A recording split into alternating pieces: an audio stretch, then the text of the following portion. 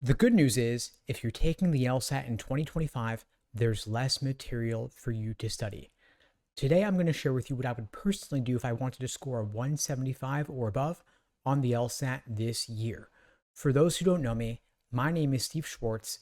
I've been teaching the LSAT since 2005, and I personally increased my LSAT score from a 152 to a 175. Now, of course, back when I took the LSAT, it had logic games on the test, and the test was also on paper. You took it in person at a testing center. Logic games have since been removed from the LSAT, and you take the LSAT on a computer, potentially from home on your own device. But regardless of the changes, the overall structure of an LSAT study plan remains the same. You build the foundation first, then you work on pacing with individual sections, and finally, you pull it all together with full-length timed practice tests. Now, at LSAT Unplugged, we create personalized day-by-day study plans for all of our students based around a certain core framework that I call the LASER approach to LSAT prep. LASER is an acronym standing for Learning, Accuracy, Sections, Exams, and Review. The idea being that you learn the basics, you build the foundation, then you focus on accuracy, drilling questions by type. You take individual timed sections to work on your pacing. You do several full-length exams to work on your endurance. And last but certainly not least, you review your mistakes.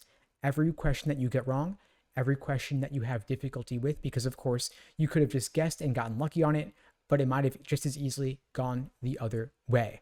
So let's say you're taking the LSAT in a couple of months, let's say 3 months. Month 1, you focus on learning and accuracy, building that foundation, drilling questions by type. Month 2, you work on pacing, doing individual timed sections, better allocating your time over the course of the section. Month 3, you pull it all together with full-length timed practice tests, and of course, you review in depth. Let's look a little bit deeper at what each of these stages involves. The learning phase, you're building the foundation, watching course lesson videos, maybe reading a chapter in one of those LSAT Prep 500-page phone books. You're learning the different sections and the different question types. You move into A for accuracy, drilling questions by type to better understand the proper perspective from which to view each question type. For example, there are roughly 15 different types of logical reasoning questions, but some are more common than others. So I might start by recommending that you focus on the most common 3 types: necessary assumption, inference, and flaw. You do 20 or 30 of these questions in a row to get crystal clear on how to approach this type of question. Then S for sections, you're doing timed sections, 35 minutes with standard timing, determining how better to allocate your time over the course of the section. Logical reasoning questions are in a general order of difficulty, meaning they get more difficult as the section progresses.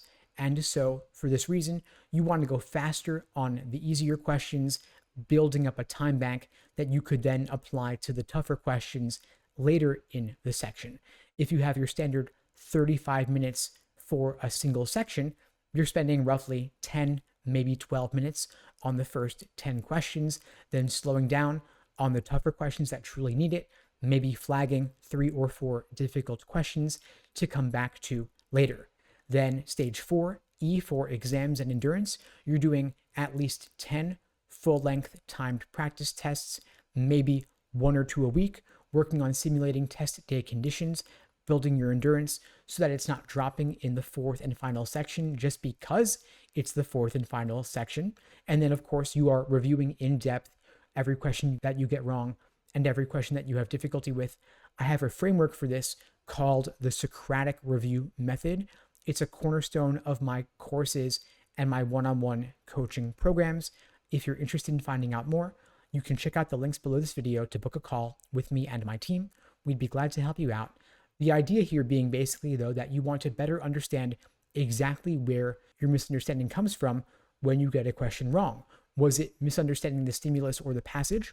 Was it misunderstanding the question stem type? Or was it that you fell for a particular trap in terms of a tempting wrong answer or an unappealing right answer? If it was a tempting wrong answer, what made it tempting? and what ultimately made it wrong. If it was an unappealing right answer, what made that answer choice unappealing, and what ultimately makes it correct, because you have these traps of encouragement towards the wrong answer and traps of discouragement away from the right answer. And until you know which tricks and traps you personally are uniquely prone to falling for, you may just end up making the same mistake again. And that's what we want to help you avoid. At LSAT Unplugged, we walk you through this process in our classes and in our one-on-one coaching programs. Again, links below to find out more and to book a call with me and my team. We'd be glad to help you out. And in the meantime, I'll wish you all the best and take care.